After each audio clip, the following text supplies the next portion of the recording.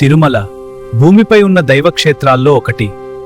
ఇక్కడ ప్రతి క్షణ ఒక అద్భుతం జరుగుతూనే ఉంటుంది. కానీ అందరికీ అర్థం కాని ఒక మర్మం. గర్భగుడిలో ప్రతి క్రియ కూడా పవిత్రం, వేల ఏళ్ల సంప్రదాయం. ఇప్పుడు స్వామివారికి అభిషేకం చేయడానికి సిద్ధమవుతున్నా. స్వామివారిపై వేడి నీటితో అభిషేకం ప్రారంభమవుతుంది. ఆ నీరు ఆవిరి ఎగిసేంత వేడిగా ఉంటుంది. ఇది సాధారణం అనిపిస్తుంది, కానీ ఆశ్చర్యం ఇక్కడే మొదలవుతుంది. పైనుంచి దిగుతున్న నీరు మెల్లగా తన స్వభావాన్ని మార్చుకుంటుంది. పైనుంచి వేడిగా పోసిన నీరు అడుగునికి వచ్చేసరికి పూర్తిగా చల్లగా మారిపోతుంది. ఆవిరి లేదు, వేడి లేదు. ఇది ఎలా సాధ్యం?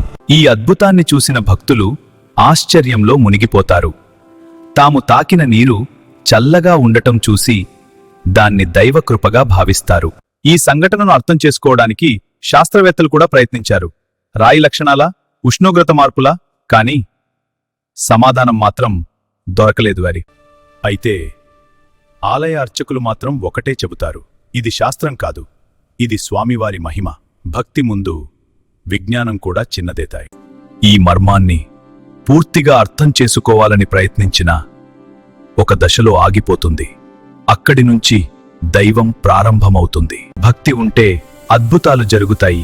మన విశ్వాసమే దైవాన్ని మన దగ్గరకు తీసుకువస్తుంది. స్వామివారి మహిమ మన హృదయం మాత్రమే అనుభవిస్తుంది. పరమేశ్వరుని భక్తిని చరించండి, మీ జీవితం మారుతుంది. ఇలాంటి మరిన్ని పవిత్ర గాథల కోసం ఇప్పుడే సబ్స్క్రైబ్ చేయండి.